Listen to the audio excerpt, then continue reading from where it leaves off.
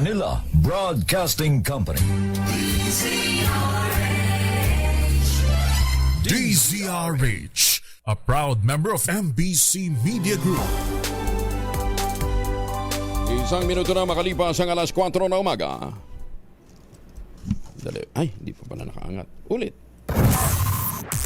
DZRH, magandang umaga Pilipinas sa DZRH Radio, DZRH TV at DZRH Online. Kasama si Kuya Angelo Palmones. Magandang umaga Pilipinas.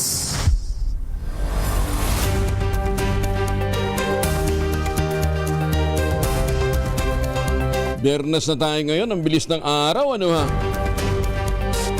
Ngayon po ay araw na ng Biyernes, huling araw din po ng Pebrero 2025. Welcome March! March 1 na bukas. Swell Day! Sa ulo ng ating mga balita, impeachment trial laban kay Vice President Sara Duterte, tinakda na ng Senado sa July 30. House Leader, iginit naman na may oras pa para matapos ang impeachment trial bago matuldukan ng 19th Congress. Pagtugi sa 22 sangkot sa pagdukot sa isang estudyante sa Taguig City, ipinag-utos ng Pangulong BBM. Ghosting sa Senior High School Voucher Program ng DepEd, pinaiimbestigahan naman sa Kongreso. Tulay sa Isabela, bumagsak 6 ang sugatan.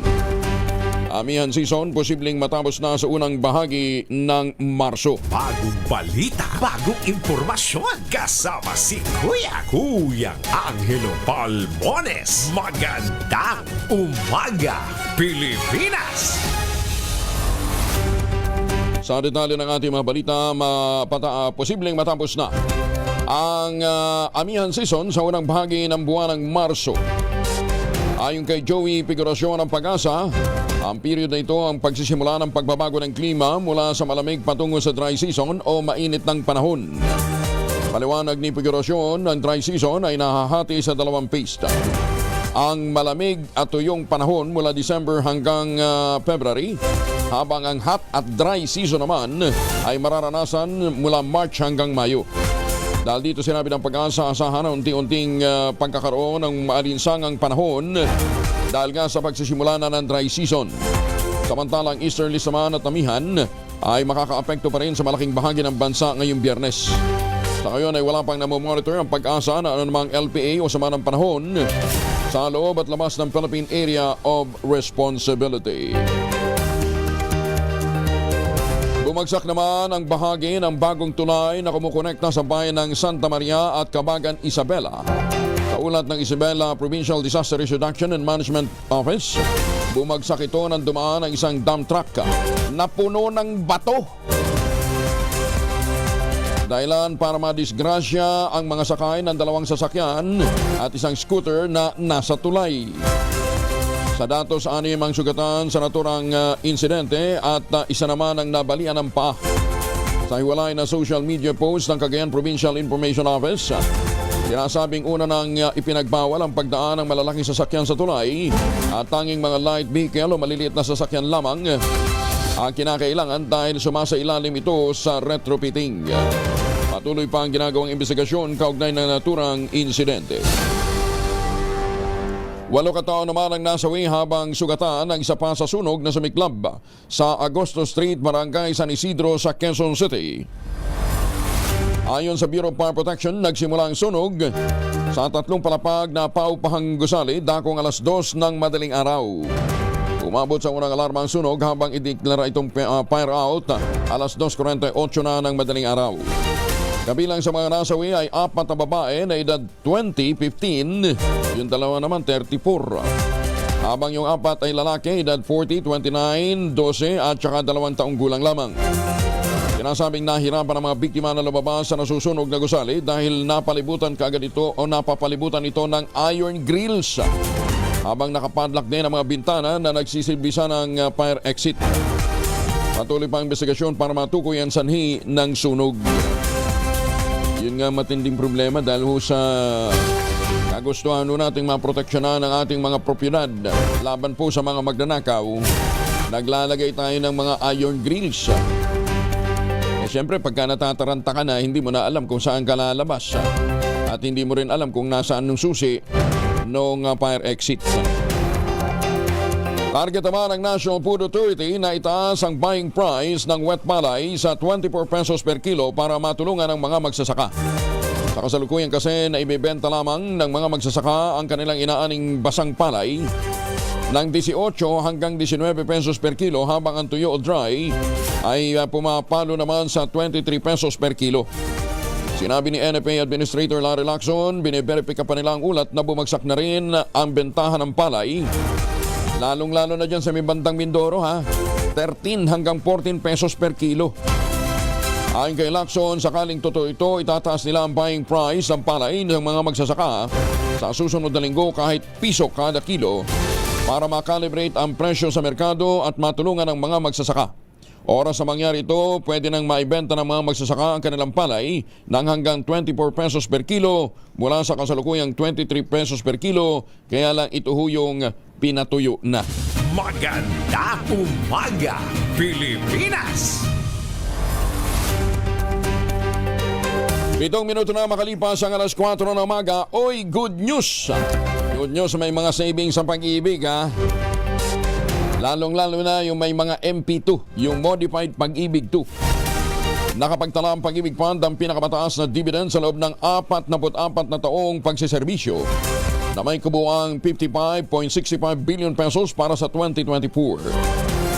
Ayon kay Housing Secretary Jose Rizalino Acosar, umabot sa 6.60% ang regular savings dividend rate per annum.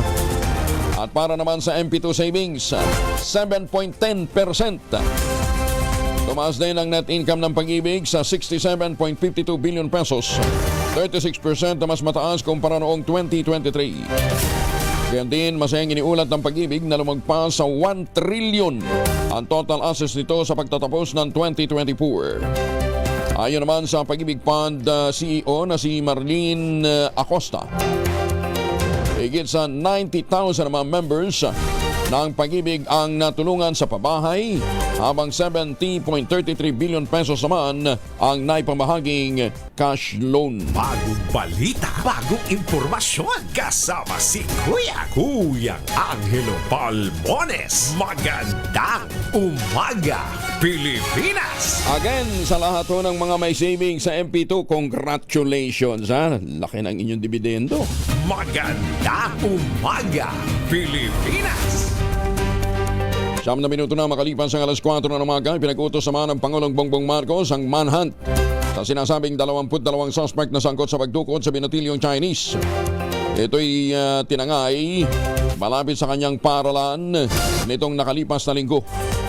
Una ng tinukoy ni Interior Secretary Junvic Remulla ang mga miyembro ng sindikato na nauugnay sa Philippine Offshore Gaming Operators na siyang nasa likod ng pagdukot sa biktima. Ayon kay Remulla, 4 sa 22 miyembro ay leader ng sindikato na pawang mga Chinese, habang 18 naman ay mga dating bodyguards o mga tagasunod nito. Bago na iligtas ang biktima, nabatid na pinutulan pa ito ng daliri sa kalingkingan upang mapuwersa ang kanyang mga magulang na magbayad ng 20 million pesos sa $20 million na ransom. Ang driver ng biktima ay una nang napaulat na pinatay sa San Rafael, Bulacan, ay sinasabing kasabwat daw ng sindikato. At isang buwan pa lamang na nagsisilbi sa pamilya bago nangyari ang naturang pagdukot.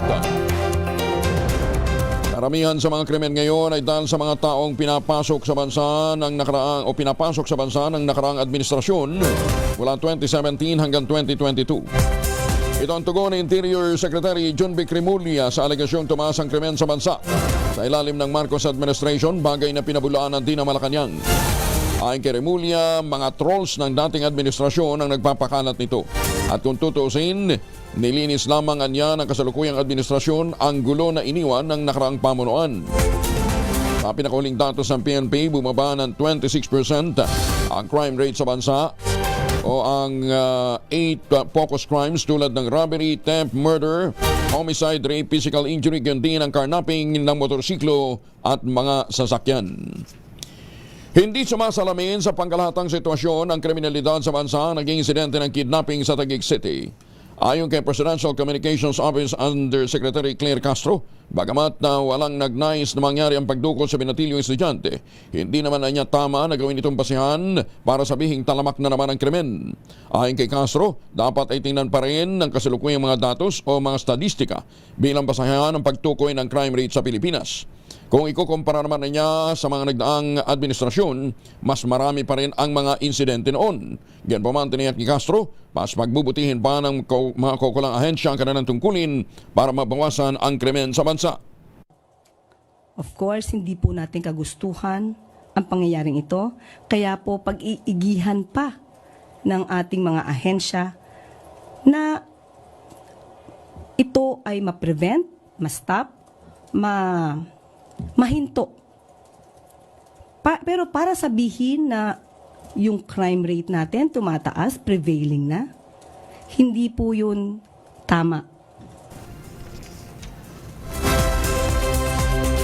Patay sa pamamaril ang dating alkalde ng Lumbaca, Unayan sa Lanao del Sur, si dating Mayor Abdulaziz Tadua Aluyudan. Si Abdulaziz ay mister ng kasalukuyang alkalde ng naturang bayan na si Lumbaca, Unayan Mayor Jamalia Aluyudan. Sa report ng pulisya, pinagbabaril si Aluyudan sa labas ng kanilang bahay nang hindi pa matukoy ng mga salarin sakay ng isang pick-up. Isinugod pa ng ospital ang biktima, ngunit binawian din ito ng buhay. Patuloy pa ang ginagawang investigasyon ng mga otoridad kaugnay ng naturang pagpatay. 2 araw makakaranas ng water interruption ang ilang lugar sa Metro Manila at Cavite na siniservisyohan ang Maynilad. Sa anunsyo ng Maynilad Water Services Incorporated, ipatutupad ang water interruption mula March 4 at 5 dahil naman sa dredging activities na makatutulong sa turbidity o paglinaw ng tubig na nagmumula sa Laguna de Bay. Kabilang sa mga lugar na posibleng maapektuhan ng water interruption ay ang Las Piñas City, Muntinlupa, Parañaque, Pasay, Bacoor at Imos. Para sa kompletong listahan ng mga apektadong lugar, inabisuhan ng Maynila ang mga consumer na bisitahin na lamang ang kanilang social media sites. Formal na ang pinasinayaan ng Pangulong Bongbong Marcos ang Phase 3 ng Pasig River Esplanade sa launching ng Pasig Bigyang Buhay Muli Project o PBBM Project. Sinariwan ng Pangulo ang ganda, linis at mahalagang kontribusyon ng Pasig River noon na nakasaad naman sa kasaysayan. Para sa Pangulo, hindi lamang isang development project ang pagsasaayos o paglilinis dito, kundi simbolo ng pagkakaisa at pagkilala sa nakaraang mga pangyayari habang niyayakap natin ang pag-unlad. Asan yung mensahe ng Pangulo? Nawawala ang Pangulo. Magandang umaga, Pilipinas!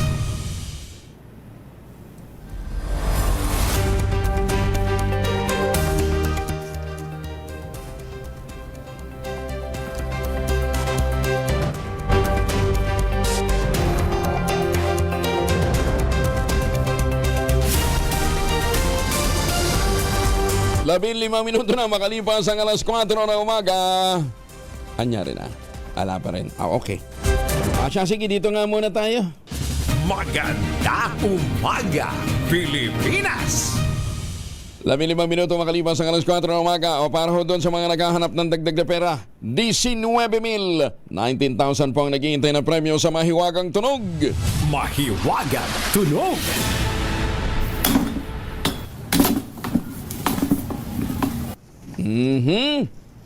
Ang inyo pong mga sagot ipapadala po ninyo sa 0919-282-6485. Sundin po ninyo ang tamang format po ng pagte-text, empty space, name slash, anti-slash, contact number slash at ang inyong sagot. Isang beses lamang po maaaring mag-text sa ating text line gamit ang inyong mobile number. Sa mga sasali sa atin online, kinakailangan meron po kayong sharer badge. Ayan ha. Anong clue dyan? Yun pa rin. Plastic nga na upuan yung isa. Oo, na ginagamit ho ninyo habang kayo nagsashower gamit ang Shield Bath Soap. O kaya naliligo gamit ng Shield Bath Soap. Ayan, plastic na upuan. Ano yung kasama ng plastic na yan? Hindi tao ho yan. Upuan. May plastic daw na tao nakasama. Hindi. May isa pang item na makikita ho sa mga hotel. Meron din pala nito sa mga simbahan, gaya ng binanggit ko mga airport, meron yan. Sa mga negosyo, ginagamit ho nila yan. Ano yung pangalawang item na yan? At anong nangyari sa kanya para ma-produce natin ang ating mahiwagang tunog? 19,000! Maganda umaga, Pilipinas! Hanap buhay muna tayo. Oy mga misis, amoy araw pa si Mr. Pag-uwi galing ng trabaho, abay talian sa germ sa katawan nila para labanan ng amoy araw at amoy pawis. Gumamit ng Shield Bath Soap regularly. Unbeatable ang Shield sa paglaban sa germs versus another brand by Shea Butter. Pampalambot ng kutis sa presyong abot kaya 12.50 SRP. Kaya naman recommended po ito ng Philippine Nurses Association.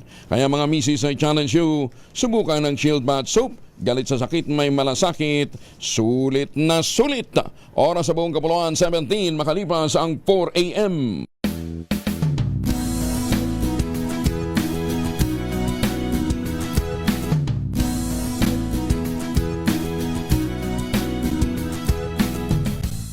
We've got you covered.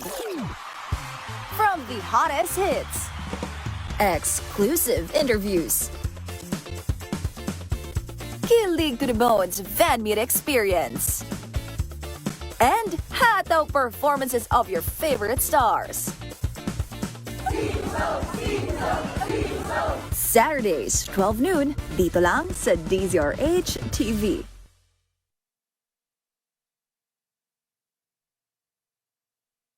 Kilalanin ang mga tatakbo ngayong 2025 midterm elections sa Bakit Ikaw? The DZRH Job Interview. Live sa Damdaming Bayan, alas 8:30 ng umaga, Lunes hanggang Biyernes, kasama sina Lakay Deo Macalma at Sister L. Elaine Apil. Bakit Ikaw?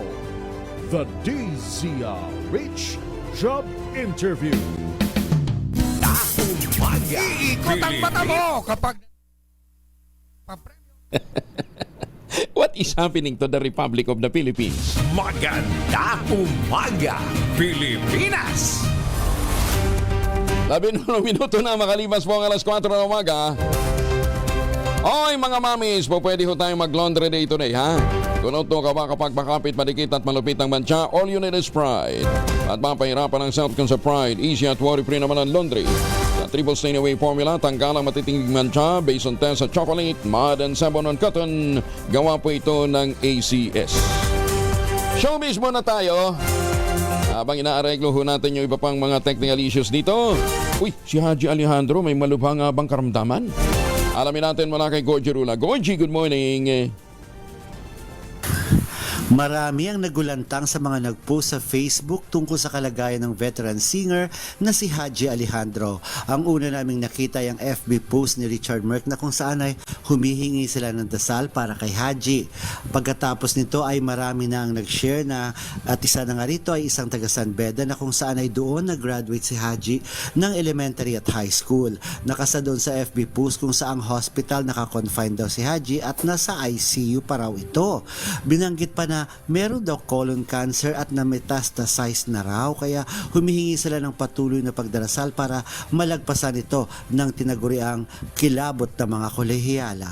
Pagkalipas ng ilang oras ay nag-post ang partner ni Haji na isa ring singer na si Alina Velasquez. Ang sabi niya, "Stop sharing the post about Haji, fake news, will unfriend careless people who post." End of quote. Kaya ang dami tuloy naguguluhan kung ano ba talaga ang totoo. Ang duda naman ng iba ay baka gusto lang manahimik ng pamilya ni Haji at ayaw na lang nilang pagpiestahan pa ito online. Kaya yung mga nag-post ay tinanggal na nila ang tungkol kay Haji at mas mabuti nga namang manggaling na sa pamilya ng singer ang announcement kung ano ba talaga ang kalagayan ni Haji Alejandro. Pero isa rin kami sa nananalangin na sana'y hindi lang ito totoo at nasa mabuting kalagayan lang si Haji Alejandro. Gorgie Rula po nag-uulat mula sa showbiz ng DZRH, una sa Pilipinas, una sa Pilipino. Maraming salamat, Gorgie Rula. Sana nga din po ay maayos ang kalagayan ni Haji Alejandro. Maganda umaga, Pilipinas! 21 na makalipas ang alas 4 ng umaga. Oy mga misis, mga mister, baka kayo hoy may mga importanteng lakad. Biyernes ngayon ha, swell day. Magbaon ng proteksyon laban ho sa mikrobyo. May dalawang formulation ng family alcohol na pwede nating pagpilian. Yung family 70% isopropyl alcohol, especially prepared for clinics, hospital, pharmacies, laboratories, pero okay na okay din po sa mga households. Very effective yan sa disinfection at sterilization. Ganyan ang bagsik ng family 70% isopropyl alcohol. Yun namang mabangong family rubbing compound improved alcoholone. Aba, yan pa yung mabangong isopropyl alcohol na ginagamit po ng mga masahista, mga barbero, mga doktor, mga nurse, mga komadrona for sponge baiting and other cleansing purposes. Family rubbing alcohol parang di siya reachable na sa mahabang panahon. Mabibili sa namang butik at convenience stores nationwide. Family rubbing alcohol hindi lang pampamilya, pang sports pa. Rido away ng dalawang angkan sa barangay Balong Tugunan SGA Barm. Winakasan sa intervention ng lokal na pamahalaan, MPOs at ng 40th IB ng Philippine Army. Very good. Total na balita mula kay Jun Di Makutak, RH19. Assalamualaikum, Brother Jun. Alaikum assalam, Kuyang Angel. Sa mapayapang intervensyon ng LGU at ng Ministry of Public Order and Safety o MPOS, katuwang ang 40IB ng Philippine Army sa matagal ng rido ng dalawang angkan sa barangay Balong Tugunan Town SGA Barm, sumang-ayon ang pamilya Payot at Tanagib na wakasan ang kanilang hindi pagkakaunawaan sa matagal ng panahon. Agarang pinagkasunduan ang conflict resolution sa umagitan ng paglagda sa kasunduan na tapusin na ang ongoing conflict ng dalawang pamilya. At kasunod nito ay ang reconciliation kanduli o Thanksgiving na may simpleng salo-salo bilang tradisyonal na pagtitipon ng dalawang angkan upang muling mag-usap at magkumustahan. Kabilang sa mga naroon sa nasabing makasaysayang rido settlement ay sina Abdul Basit Minandang ng MPOS SGA Barm, Abdullah Abbas OIC Mayor ng Tugunan, Abdul Rahim Alon, Barangay Chairman ng Balong, Tugunan MPS at Lieutenant Colonel Loreto Sapaon. Bilang representative ng 40th IB Commanding Officer, Lieutenant Colonel Erwin J. Dumaghan. Sa pagkakasundong ito, inaasahan ang mapayapang paparating na lokal na eleksyon sa bayan ng Tugunan na isa sa 8 munisipyo na bagong tatag sa Special Geographic Area ng BARM. Mula sa Central Mindanao, RH19, Jun Di Makutak, para sa DZRH, una sa Pilipinas, una sa Pilipino. Daghang salamat, Jun Di Makutak. Maganda umaga, Pilipinas! Sukran, Jun. Inimok naman ng EcoWaste Coalition ang mga lokal na pamahalaan magpatupad ng direktiba para mabigyan ng suporta at tulong ang mga informal waste sector tulad ng mga basurero at mga small-scale recyclers. Sa inilabas na pahayag ng EcoWaste, tinukoy nito ang IWS bilang mga individual, pamilya, grupo o maliliit na mga negosyo na nangunguna sa pagkolekta at pag-recycle ng mga basura ma-full-time man o part-time. Sa ilalim kasi ng Memorandum Circular 2025-012 ng DILG, ipinalob itong mga IWS sa LGU Solid Waste Management System. Dahil dito hamon ng koalisyon sa mga lokal na pamahalaan, sundin ang naturang memorandum para sa kapakanan ng mga informal waste sector na matagal nang nangunguna sa pamamahala ng basura. Iginit ng EcoWaste, hindi makakamit na manatiling waste management o mapanatili ang waste management system kung hindi isasama at protektahan ang nasa informal waste sector. Alas 4:25 ang oras sa buong Kapuluan. O nga naman, ito bang mga informal waste sector na ito nakikinabang din ho sa mga ayu-ayudan na binibigay ho ng gobyerno? Ano ha? Ibinunyag naman ni Manila Mayor Hani Lacuna na kasalukuyan pa rin pinoproblema ng lokal na pamahalaan ang iniwan dating Mayor Isko Moreno na mahigit 17 billion pesos na utang ng pamahalaang lungsod ng Maynila. Mula nung maupo noong 2022, nasa 2.5 billion na ang nabayaran ni Mayor Lacuna sa pagkakautang na ito ni Yorme Isko. Pero batayan niya sa pagtaya, posibleng abutin pa ng hanggang 20 taon bago lubusang mabayaran ang kabuuan ng naiwang utang. Samantala noong panahon ng dating alkalde ng lungsod na si dating Pangulong Joseph Estrada, sinabi naman ni Mayor Hani na umabot ito ng 3.5 billion. At pinasa naman ito ang utang ng naunang mayor na si Alfredo Lim. Nabayaran naman daw ito lahat ni Estrada sa ilalim ng kanyang panunungkulan, pero iginiit ni Mayor Lim na walang naging financial distress nang umalis siya bilang alkalde. Palalawakin pa ng SM Group ang kanilang mini-mart business na planong pagdaragdag ng nasa 200 bagong stores sa Luzon ngayong taon. Ayon sa SM Investment Corporation, lain itong palakasin ang kanilang commitment na makapagbigay ng easy access na fresh goods at mga daily essentials sa maraming Pilipino. Magagawa nila ito sa pamamagitan ng pagbubukas ng mas marami pang branch ng Alphamart para sa 2025. Hanggang sa pagtatapos ng 2024, ang Alphamart pala ay may kabuuan ng 2,100 stores nationwide. Nitong nakaraang taon, lumawak pa ang stores nito sa 11 lalawigan, partikular na sa Cavite, Laguna, Batangas, Quezon, Rizal, Bulacan, Pampanga, Nueva Ecija, Bataan, Pangasinan at Zambales. Maliban nila sa paglikha ng mas maraming trabaho, ang programang ito ng SM ay nakatutulong din para mapaunlad ang mga micro, small and medium enterprises sa mga kanayunan. 2 tulak ng shabu, arestado, mahigit sa 1.5 million pesos na illegal drugs ang nakumpiska ng mga pulis. Detalye na balita mula kay June Soter mula sa Action Radio Davao. May buntag ni mo, June. Ayong buntag usab, Kuyang Angel, imasriha sa 2 tulak ng iligan na droga matapos na aresto sa ikinasang drug bypass operation dakong alauna 45 na madaling araw sa Mount Canlaon Street, Central Park Subdivision, Barangay Talumo, Davao City. Ang mga naresto na kilalang sina alias Dol, high value individual, top 4 city level, 36 anyos, pintor at nakatira sa Purok 12, Barangay San Vicente, Panabo City, Davao del Norte, at si alias Bulldog, 35 anyos at nakatira sa Purok 4, Barangay San Francisco, Panabo City, Davao del Norte. Sa ilalim ng pangasiwa ni Police Major Genesis Oriel, Station Commander ng Talumo Police Station, naging matagumpay ang sabing operasyon. Nakuha sa posisyon ng mga sospek ang 1,538,320 na hinihinalang shabu, bypass money, cellular phone at minivan na ginamit nila sa transaksyon. Sa ngayon, nakulong na ang 2 sospek at naharap sa kasong paglabag sa Republic Act 9165 o Comprehensive Dangerous Drugs Act of 2002. Ito si June Soter para sa DZRH. Una sa Pilipinas, una sa Pilipino. Maganda umaga, Pilipinas! Daghang salamat, John, at magandang umaga ho sa mga Pilipino all over the world, lalong-lalo na, John, sa mga kababayan natin sa Hong Kong, sa Macau, sa Taipei, Taiwan, at syempre sa Japan. Ohayou gozaimasu. Magandang umaga din sa mga Pilipino dyan sa New Zealand at sa Middle East. Kung pabalik ho kayo ng Pilipinas at magpapasalubong, wag na ho yung imported na tsokolate. Meron na tayong tangerine chocolate dito sa Pilipinas, 100% gawang lokal but taste and looks global. Sa tulong po ni Dr. Helen Tan, yung po mga planting material ng kakao galing Davao, hinakot po yan para maitanim sa ilalim po ng mga nyugan. Kaya ngayon, ang ating pong mga magniniyog, mga magsasaka ay nagpuproduce na ng sariling brand nila ng tsokolate, Tangerine Chocolate. Meron pong mahigit 10 variants yan ng mga raw material ay galing din po sa ani ng mga magsasaka. I-check po ninyo sa tangerinechocolate.ph. Sabi nga po ni Dr. Helen Tan, sino bang magmamalasakit sa Pilipino kundi ang kapwa Pilipino? Kaya sa bawat tangkilik po natin ng Tangerine Chocolate, pinalalakas natin ang loob ng ating mga magsasaka, pinalalakas natin ang ating lokal na ekonomiya. Tangerine Chocolate, 100% gawang atin, kaya ating tangkilikin.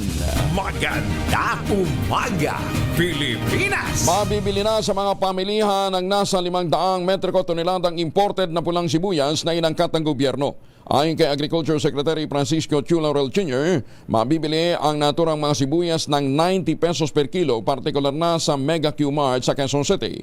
Sinabi ni Agriculture Spokesperson Arnel de Mesa, inaasahang matatrapyasan pa ang presyo nito sa pagitan ng 80 hanggang 100 pesos per kilo. Matatanda ang pinahintulutan na ng DA ang pag-angkat ng kabuang 4,000 metric tons ng pula at puting sibuyas para lamang maibsa na mataas na presyo nito. Bagay na ikinabahala naman ng mga magsasaka dahil sa posibleng magpabagsak naman ito sa farm gate price ng lokal na sibuyas sa gitna ng harvest season. Drug suspect na nagbenta ng 850,000 pesos na laga ng shabu, arestado sa Baguio. Detalye na balita mula kay Romy Gonzalez sa RH41 na imbag na bigat, Romy. Kinumpiskahan ng mga operatiba ng PDEA at Benguet PNP ang higit sa 800,000 pisong halaga ng illegal na droga sa Baguio City.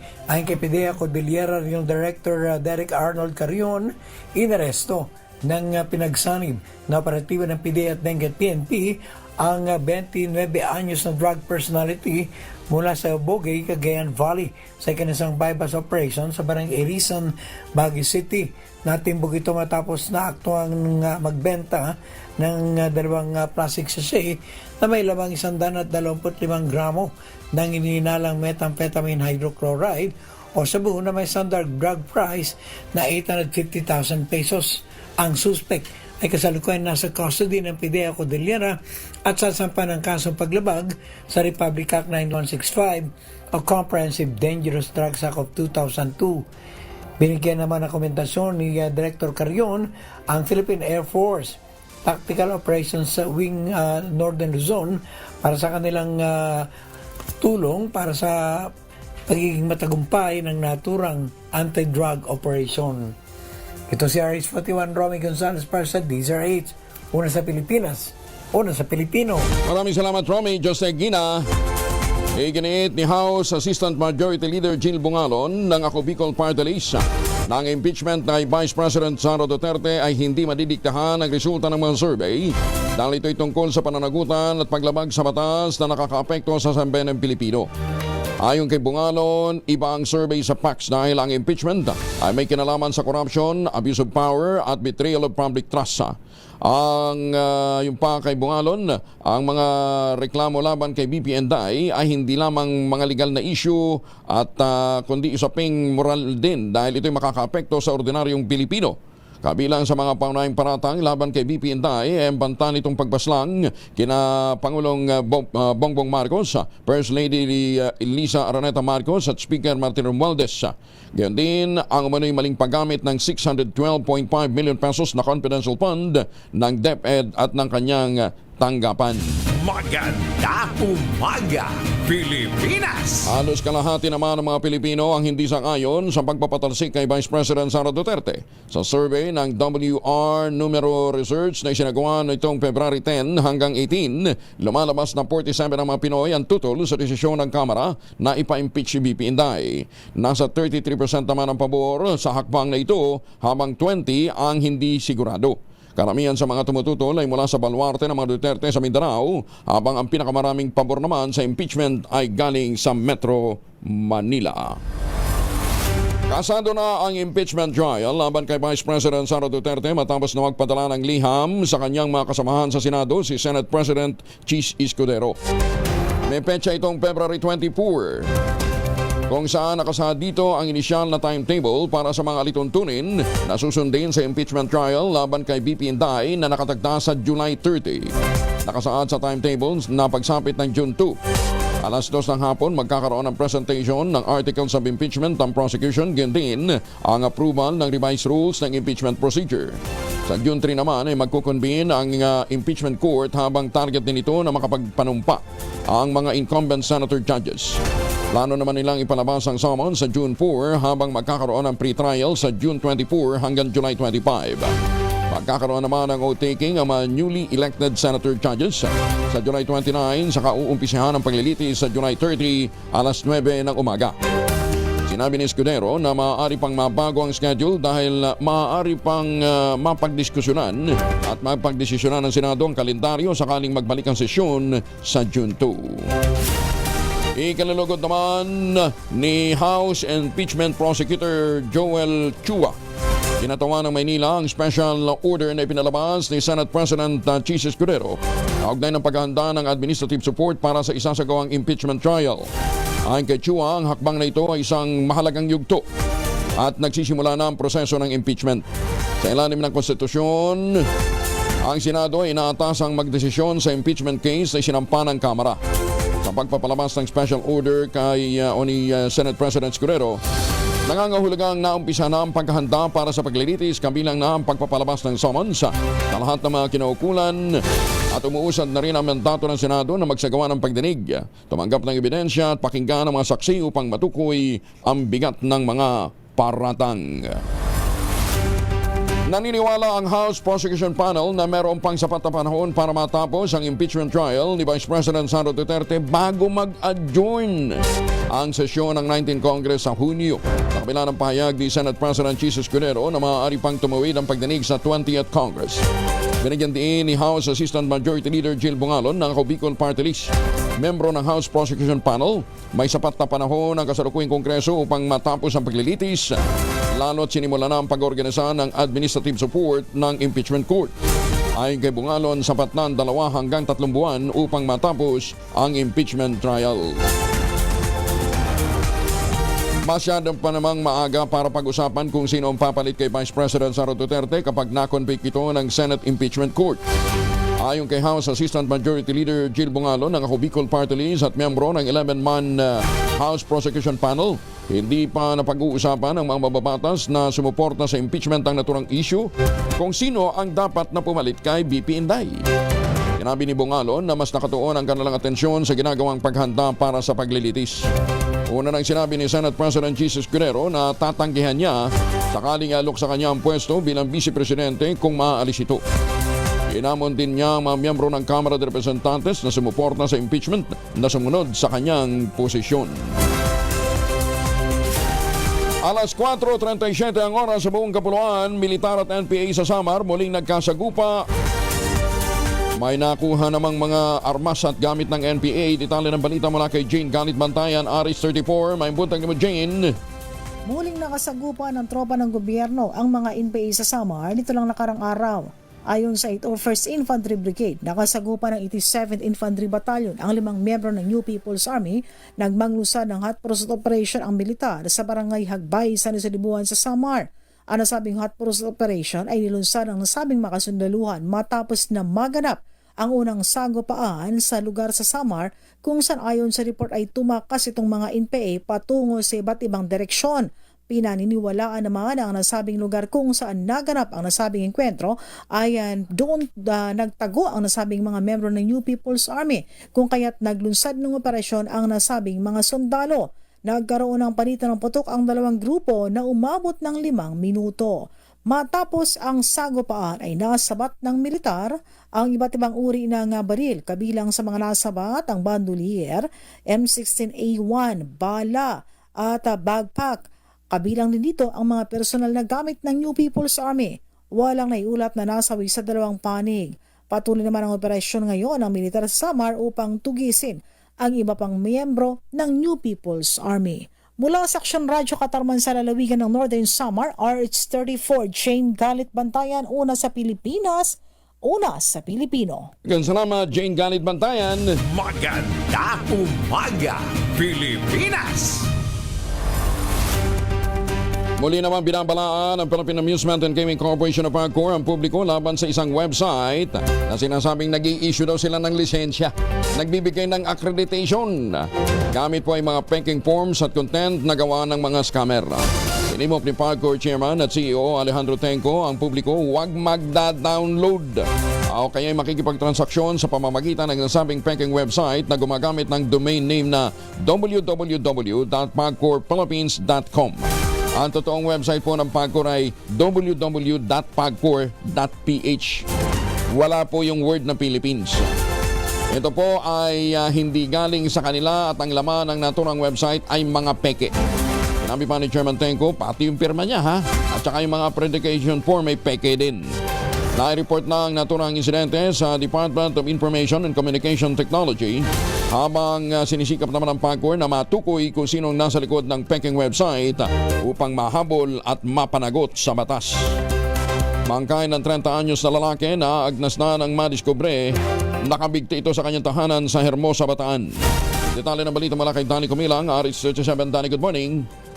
Nakabigti at masangsang na ang amoy nang madiskubre itong nakabigti sa loob ng kanyang tahanan ang isang 30 anyos na lalaki sa Purok 6, Barangay Kataning, Hermosa, Bataan. Ayon sa investigasyon, nadiskubre ito alas 12:30 kahapon ng hapon na kinilalang si Benjamin Di Donaldo Jr., walang asawa, na amoy umano ito ng mga kalapitbahay niya ang masangsang na amoy mula sa bahay nitong biktima kaya't kanilang kinatok subalit walang sumasagot.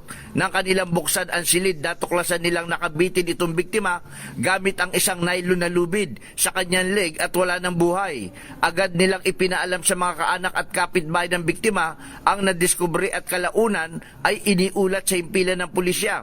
Batay sa resulta ng investigasyon, walang natukoy na palatandaan ng anumang foul play sa pagkamatay nito at ilang araw na din umano itong patay nang madiskubre kaya ng amoy.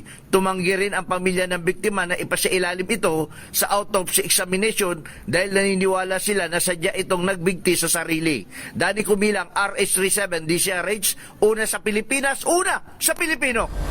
Maraming salamat, Dani. Ako, sarap ng buhay. Bakit naman nagsisuicide? Patuloy naman ang masingasig na pakikipag-ugnayan ni Senator Amy Marcos sa mga mamamayan at lokal na opisyal ng iba't ibang bayan, lalong-lalo na yung nasa mga pinakasulok-sulukan. Ito'y bahagi ng patuloy niyang pag-alam sa tunay na kalagayan ng mga komunidad at pagpapalakas ng kanyang ugnayan sa mga lokal na lider. Ngayong Biyernes, makikipagpulong ang senadora sa kanyang mga taga-suporta mula sa bayan ng Nasugpo, Tuy at Tuy, gayon din sa Lian at Calatagan sa Batangas. Ito'y upang marinig mismo ang kanilang mga hinaing at pangangailangan, gayon din ang kanilang mga suggestions. Magiging bahagi rin ng kanyang itinerary ang pakikipagdialogo sa mga barangay official at mga functionaries mula sa mga bayan ng Balayan, Lemery at Taal upang talakayin ang mahalagang issue sa kanilang mga lugar. Dito direktang pakikinggan ni Senator Amy ang umi-isyong kinakaharap ng mga Batanggenyo, partikular na sa larangan ng ekonomiya, agrikultura, hanapbuhay at pang-araw-araw na pangangailangan. Sa gitna ng patuloy na pagsisikap ng pamahalaan na mapabuti ang kalagayan ng mga lokal na pamayanan, determinado pa rin ang presidential sister na magbigay ng suporta at konkretong aksyon at tutugma sa pangangailangan ng mga Pilipino.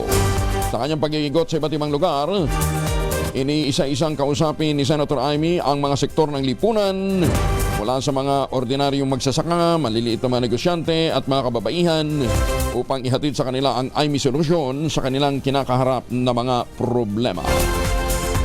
Alay, magandang umaga ho sa mga taga Batangas. Ang oras po ay 42 na, makalipas po ang alas 4 ng umaga. Aba, oras na para tayo naman mag-ultamayo. Ano nga ba itong Ultabayo? Ang Ultabayo po ay postbiotic with Lactococcus lactis-strain plasma. Ito po ay dumaan sa mahabang clinical trial dyan po sa Japan. Hindi po kwentong kutsero. At ang bawat kapsula po ng Ultabayo ay nagtataglay naman ng 50 billion cells ng Lactococcus lactis-strain plasma. Kaya napaka-potent po nito na kapag pumasok po sa ating sistema, sa ating katawan, yung postbiotic, na-activate po nito yung PDC, yung plasmacytoid dendritic cell. Ang tawag po dyan ng mga dalubhasa ay commander ng ating immune system. At yan po ang nagtataboy ng mga toxin sa ating katawan habang tayo po ay natutulog at pinalalakas po nito ang ating immunity. Ayan, ha? At habang tayo natutulog at nagkakaroon ng magandang tulog, syempre napapahinga ang katawan, napapahinga ang ating sistema, nagkakaroon tayo ng panibagong lakas upang malabanan ang hamon ng mga panibagong bukas. Ayan, ha? Kaya tayo ay mag-ultamayo araw-araw, lalong-lalo na mga senior citizen, ha? Kung meron ho kayong mga concerns, mag-text po kayo sa 0917-110-6580. Ang ultamayo po ay available sa Mercury Drug, Amesco Drug, Pasmed Pharmacy, John's Pharmacy at Curamed. At ito po ay halal certified, ang kauna-unahang postbiotic food supplement na rehistrado sa Food and Drug Administration. Ang mahalagang paalala, wag ho natin kalimutan na ang Ultabayo po ay hindi gamot at hindi dapat gamitin panggamot sa anumang uri ng sakit. Maganda umaga, Pilipinas! Oy, Oplan Baklas ng Comelec kumarangkada na sa Pangasinan. Detalye ng balita mula kay Freddy Pajardo, RH38. Masantos siya kabasani Chika Emin sa ating mga kababayan dyan po sa Pangasinan. Freddy. Masantos siya kabosan Kuyang Angel. Ang mga naglalaki, ang mga tarpuli ng mga kandidato at ang mga nakalagay sa mga poste ng kuryente at mga puno, pinagbabaklas ng tropa ng Comelec kasama ang PNP, DPWH at iba pa. Ayon kay Pangasinan Provincial Comelec Officer Atty. Erickson Oganesa, isinagawa nila kahapon mula alas 8 ng umaga ang tanghali sa iba't ibang bayan at syudad ng lalawigan ang pagbabaklas. Ito ay alinsunod sa nationwide operation baklas na sinasagawa ng Comelec. Karamihan ng mga tarpaulin na nabaklas ay mga kandidatong senador at party list. Dagdag pa ni Oganesa na magpapatuloy ang kanilang operasyon baklas hanggat may mga nagkakabit na mga oversized na tarpaulin at mga nilalagay sa mga pinagbabawal na lugar. Ang mga tarpaulin namang nakakabit sa mga pribadong lugar ay hindi binaklas. Ito si Freddy Pajardo, RH38 nag-uulat para sa DCRH, una sa Pilipinas, una sa Pilipino. Maraming salamat, Freddy. Samantala, Binuri naman ni Senator Bongo, ang chairperson ng Senate Committee on Health, ang PhilHealth o Philippine Health Insurance Corporation sa plano nitong i-expand pa ang benepisyo para sa mga sanggol na isinilang na mayroong problema sa puso o congenital heart defects. Ang pagpapalawak ng coverage ng PhilHealth para sa nasabing sakit ay matagal ng advokasya ni Senator Bongo na naglalayong mapabuti ang healthcare accessibility sa bansa, lalong-lalo na sa mga maituturing na most vulnerable sector. Sa nakaraang pagdinig, paulit-ulit na inapila ni Senator Bongo, ang tawag dito, Mr. Malasakit, ang pagpapalawak sa PhilHealth coverage sa mga sanggol na may kondisyon sa puso upang masakop na ang pagpapaopera para sa ventricular septal defect o BSD at tetralogy of Fallot o TOF. Ang dalawang kritikal na kondisyon ay nakakaapekto sa mga bagong silang na sanggol na tinatawag na blue babies. Si Cathy Stamilio ng Bantay Bigas kasama na natin. Ma'am Cathy, good morning po sa inyo. Ay, naputol si Cathy. Inimok naman ni House Assistant Majority Leader Jill Bungalon ng Copicol Party List ang House Committee on Basic Education and Culture, gandin ang Committee on Good Government and Public Accountability magsagawa ng joint motopropyo investigation kaugnay sa manoy ghost beneficiaries ng Senior High School Voucher Program ng Department of Education o DepEd. Pinanggit ni Bungalon ang mga ulat na may mga pribadong paaralan na naglilista ng mga non-existent student simula pa noong 2016 kaya't kinakailangan ng agarang aksyon ng Kongreso upang mapanatili ang kredibilidad ng programa. Lumalabas sa paunang investigasyon na milyon-milyong piso mula sa education program ang napupunta sa mga peking benepisyaryo. Salungat ito sa layunin ng Senior High School Voucher Program para maibsan ang pagsisikip ng mga pampublikong paaralan at matulungan ang mga lehitimong mag-aaral na hindi kayang pondohan ang pag-aaral sa mga private school. Maganda umaga, Pilipinas! Si Cathy Stabilio ng Bantay Bigas, kasama na natin. Ma'am Cathy, good morning. Hello, good morning Sir Angelo. Good morning sa lahat na nakikinig at sumusubaybay sa inyong programa. Magkano ba talaga ang farm gate price ngayon ng palay? Actually, iba-iba. Depende sa layo nung lugar, sir. Ang last week, pumunta ako sa Laguna. Ang farm gate price ng palay doon na bagong ani ay 15 pesos and 50 centavos. 15? 15. Sa Isabela ay naglalaro sa 14 hanggang 17.50. So, yun, siyempre sa Mindoro, yung ganyan malayo, kaya meron pa tayong naririnig doon na 10 pesos. Huh? Yung ganitong 10 pesos? Akala ko ba 13 pinakamura? Oo. Yun yung mahirap kasi ayon sa mga magsasaka na i-interview natin ay napakaraming imported na bigas. Siyempre, yung imported na bigas mula nung inilabas yung Executive Order number 62, talaga naman biglang laki nung ating dumating na imported. Tapos nagbabanggit pa ang NFA na kaya sila bahagi dun sa paglalabas ng food security emergency para ma-decongest yung kanilang mga warehouses sa palay na nabili nila way back last harvest season. So iyan din ang ginagamit ng trader kung bakit napakababa yung presyo ng palay ng ating mga magsasaka. Samantala, ang ganda ng panahon ngayon na hindi naging tag-ulan, walang bagyo, kaya yung ani ng ating mga magsasaka ay maayos. Pero ito yung realidad na napakababang presyo ng kanilang palay. So dapat umaksyon na yung NFA na binabanggit nila na nakakapamili sila ng 23 pesos per kilo. So dapat namimili na ba sila in the first place? Yun nga hindi pa sila namimili kasi very sila dun sa food security emergency, paano ma-dispose yung binabanggit nila na 300,000 metric tons na buffer stock. At hanggang ngayon ay kitang-kita naman natin at sa realidad ay wala talagang hindi nararamdaman ang presensya ng NFA sa mga lugar kung saan nag-aani na yung ating mga magsasaka. Pangalawa, Sir Angelo, siguro yung manawagan tayo sa NFA na yung mga ibinebenta na ng mga magsasaka na bagong ani ay dapat yun na yung bilhin nila, wag na nilang hintayin yung tuyo 100% clean. Hindi yung 14% na moisture content. Oo, kasi hindi kaya ng ating mga magsasaka.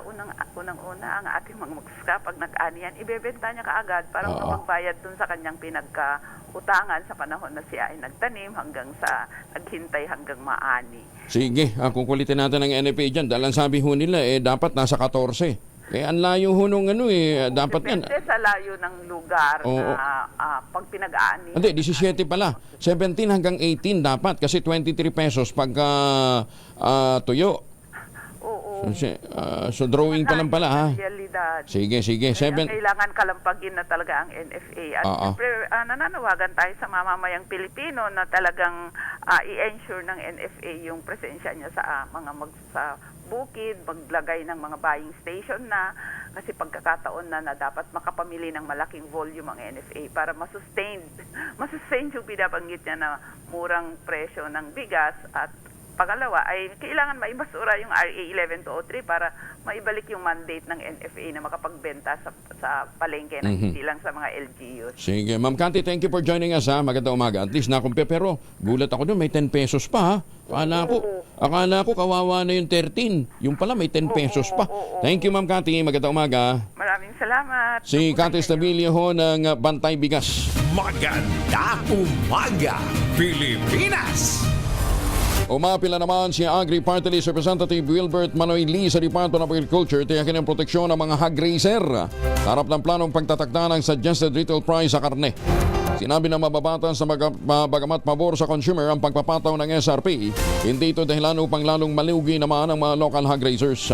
Umasa sila na may binabalangkas ng safety nets ang DA bago ikonsidera ang naturang hakbang. Pinaalala pa ng kinatawan ng Agri Party List ang matagal ng pagkalugi ng hog industry dahil sa epekto naman ng African Swine Fever o ASF. Pakiusap nila kay Secretary Francisco Tiu Laurel Jr. palakasin ang suporta sa local food producers habang sinisikap na mapababa ang halaga ng iba pang agri-products. Nagpahayag naman ng suporta si Senator Bongo sa mga livestock raisers at mga farmers ng lalawigan ng Northern Samar na dinaluhan niya niyang pagtitipon sa Quezon City. Si Senator Go naging guest of honor at speaker ng pagtitipon ng local leaders ng Northern Samar kung saan tiniyak ng mga punong barangay ng Northern Samar ang kanyang patuloy na pagsuporta. Ang Northern Samar ay isa sa mga inatake ng African Swine Fever. Kaya nananawagan si Senator Bongo para sa mas malawak na suporta sa livestock farmers at iba pang mga maliliit na negosyante. Dinasalamatan din ni Senator Go ang mga local leaders ng Northern Samar sa kanilang pagiging takbuhan ng taong bayan. Tiniyak ni Senator Go na patuloy nitong isusulong ang mga programa para sa kapakanan ng mga nasa barangay.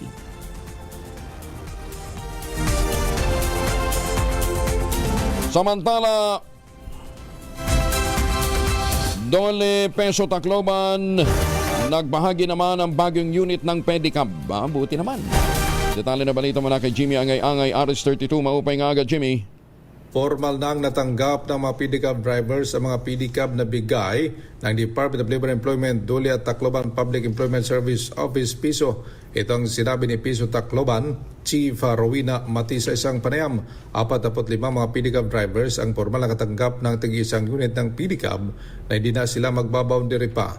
Bigay lang ito ng Dole sa pamamagitan ng PISO na nagkakalagang 900,000 pesos ang lahat. Sinagawang turnover ceremony sa Plaza Rizal, Tacloban.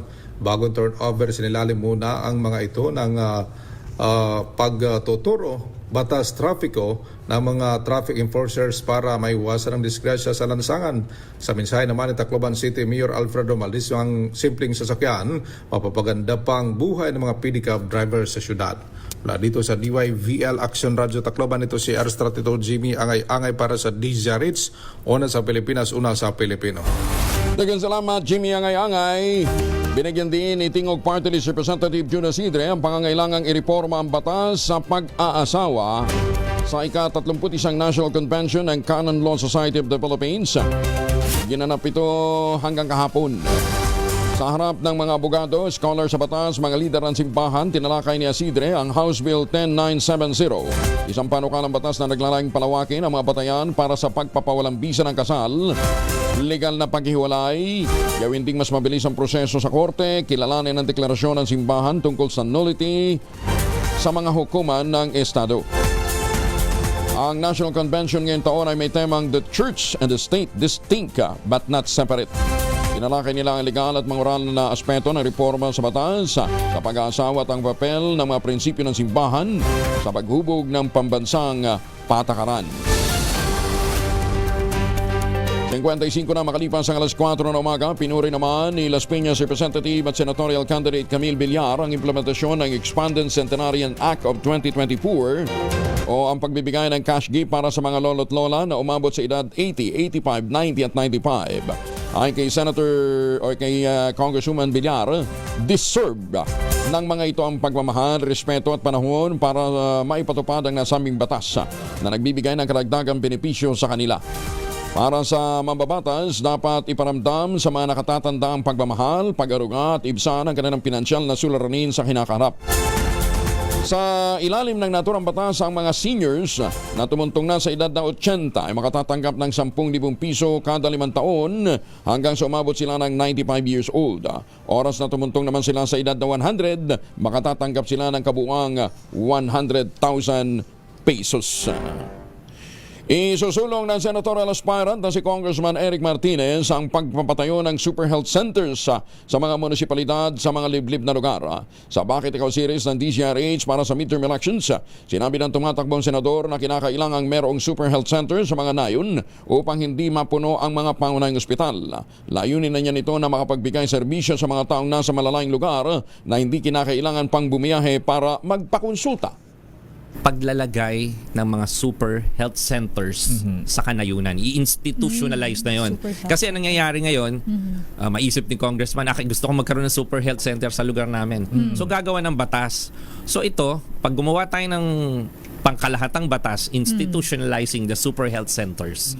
Ang DOH ngayon, ang mandato nila, pag-aralan ano ba yung mga lugar na malayo sa mga lunsod within 1.5 hours to 2 hours bago makarating sa pinakamalapit na ospital. Kailangan may super health center na sa kanayunan. Lalo na kung densely populated yung kanayunan para hindi nagpupuno yung ating mga malalaking ospital sa mga lungsod.